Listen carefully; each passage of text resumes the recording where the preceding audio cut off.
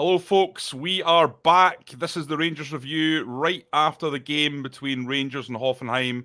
A 2-2 draw. Euan currently looks like he's debating with Hoffenheim about whether or not he can do this live video or not. Apparently, there's a party going on at the stadium, which Euan might try to join later on, given there's so little to do. Euan, are you all good? Are you happy to sit there?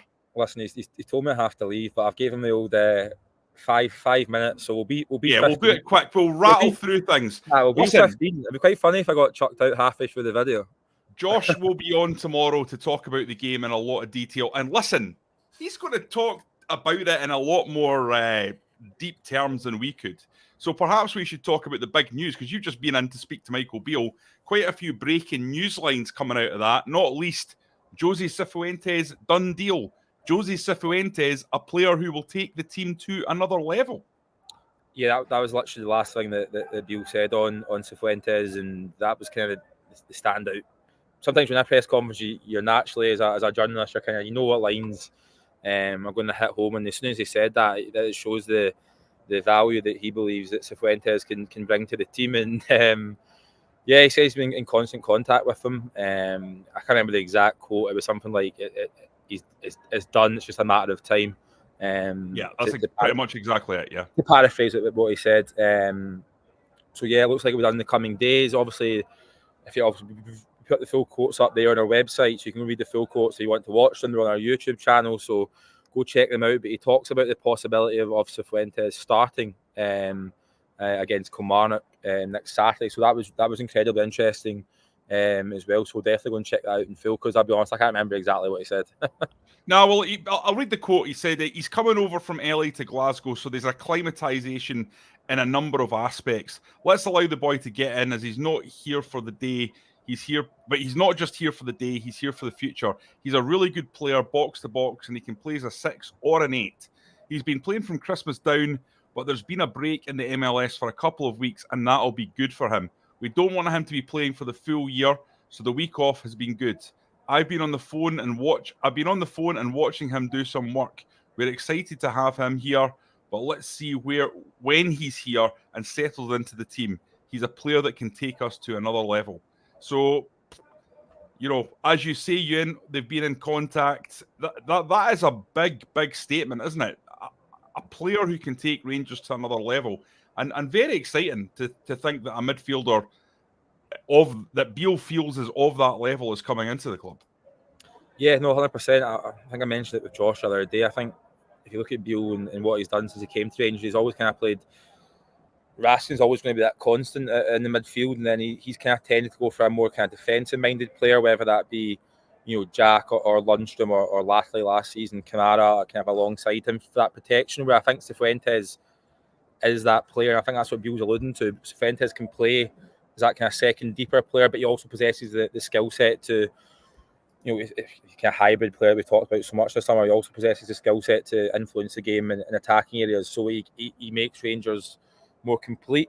It's interesting he talked about acclimatization. Easy for me to say.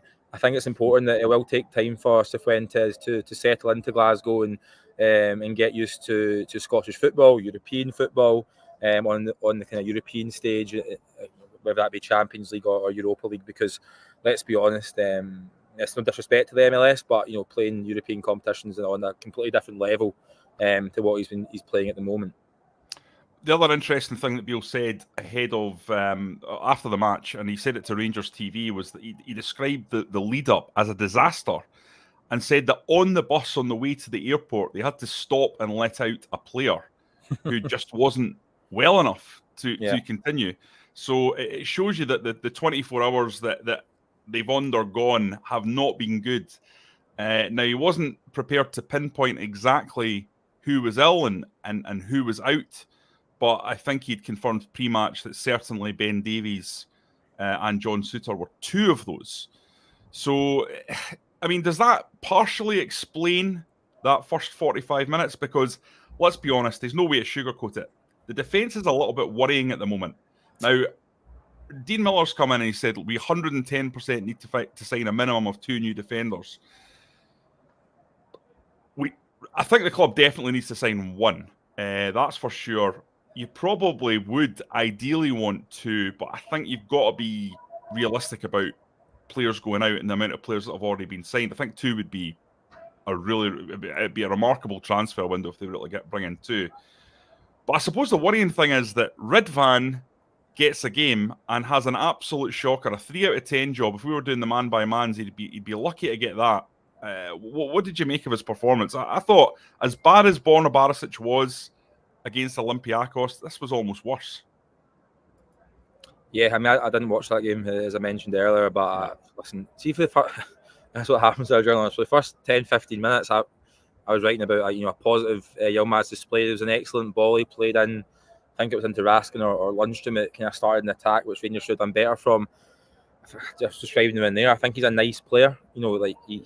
Technically he's sound. He offers a lot of things that you want from a modern fullback and what Beale's wanting from a modern fullback. But it's just defensively and physicality. I think there's a real issue there. It's difficult because Rangers obviously invested a decent amount of money to bring him to the club, so that the expectation will be that he's a left back for the full season, and I think he will. I think he will start next week against Kilmarnock. You look at Dujon Sterling today; only got 15 minutes. Michael Beale said he's only trained for a couple of days, so I'd be very surprised if he was to start at left back, albeit. And I've been banging this drum for a while. I think that Sterling's more than capable of playing left back, and I think he well could be the option there. I've said that all summer. So yeah, I don't know about Yilmaz. There's so many aspects of his play which are positive, especially offensively, and he had that really strong end to the season. But you look at the last 3 goals Rangers have conceded, and I think he's culpable in all of them. I totally agree.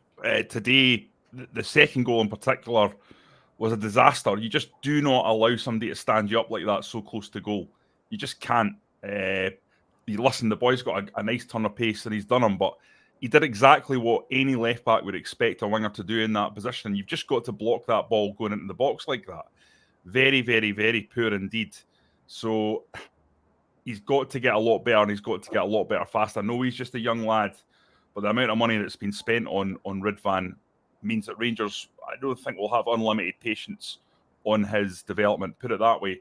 And neither they should, because he's come from a big club. It's not like he's come in from a St Johnstone or a lower league club in Turkey. It's a big club.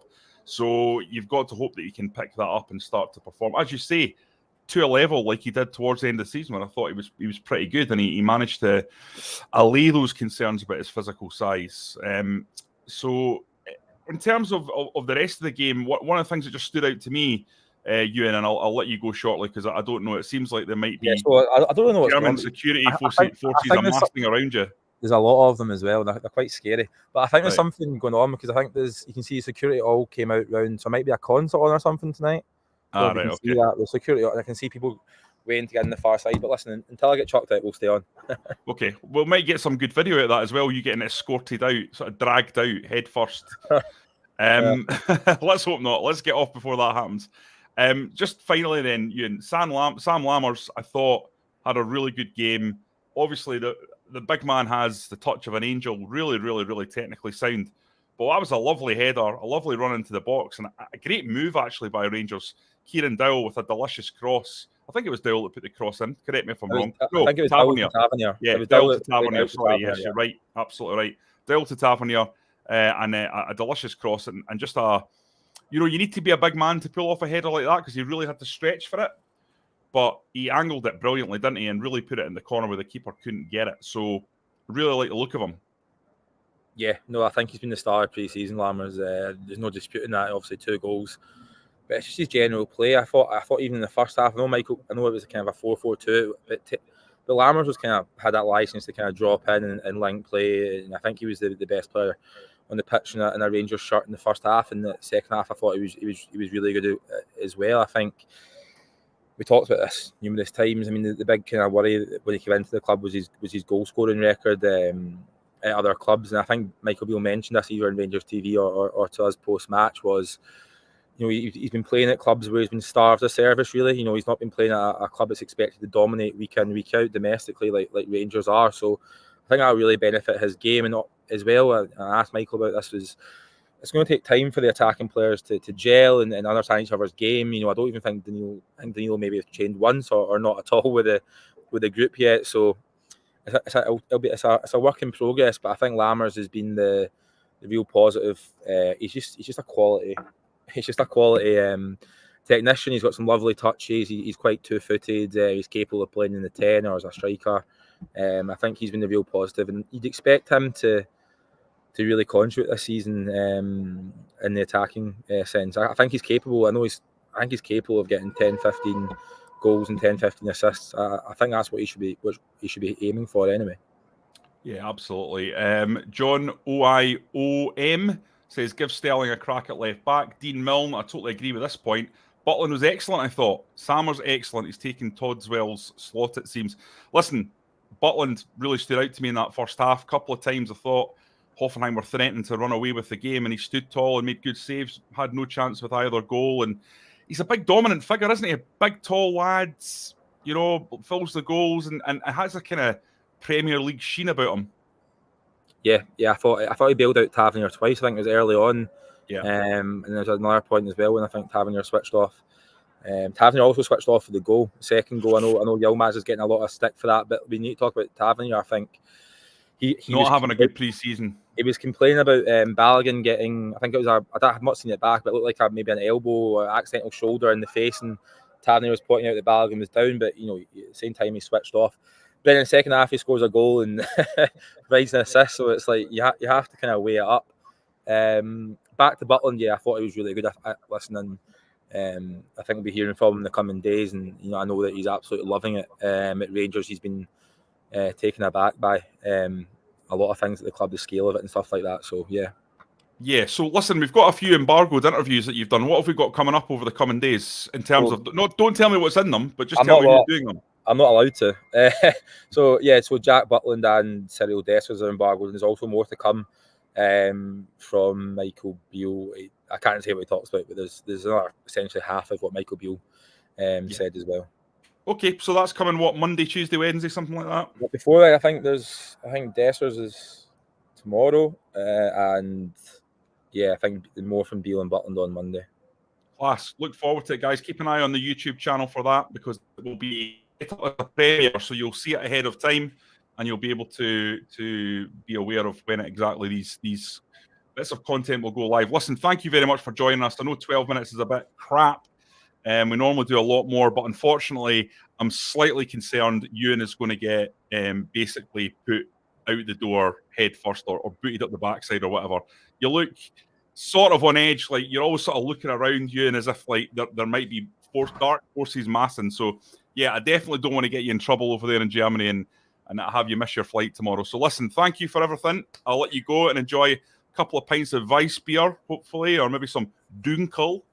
Get some. I've not had any pints yet. I've been the consummate professional, Jonny, working hard. So I might. You deserve one tonight. I might enjoy one or two tonight. It's been a stressful You day. Definitely want to get into some of that Weihenstephan, some of that Hofbrauhaus, some of that Augustiner stuff. It's all good stuff. I'm actually a wine drinker, so that kind of puts a nut. Well, listen. There's some cracking German wines as well. So go and enjoy yourself. Some nice crisp German whites. What am I thinking of there? What kind of wine am I thinking of? Nice crisp German. Can't remember the name of it. I don't think they're renowned for their wines, Germany. I think it is more the beer. There's a couple of German wines that are German white wines that are famous, but I just can't remember them off the top of my head. But you go and try and find some of that. You go and say to someone, "What is it? Riesling?" That's the one I'm looking for. Okay. Just Googled it. So yeah, German Riesling, nice crisp white, good with seafood. Fantastic, mate. Go and enjoy it. I think I'll be pushing it to find somewhere that serves seafood in Science. A pub's been hard enough to find, so we'll Campbell saying Lieb from Ilch. So there you go. There's another one. Cheers, Lauren. Thank you for that. And Finn Fogel saying El Dorado. I'm not sure if that's real or not, but there you go. I think El Dorado was the old Buckfast, so I think he's at it. He's at it there. Yeah. Well, I suppose it's wine in some way, shape, or form. Yeah. Right, listen, you get off before you get assaulted. Right, thank you. See you later. Thanks for joining us, guys. Cheers.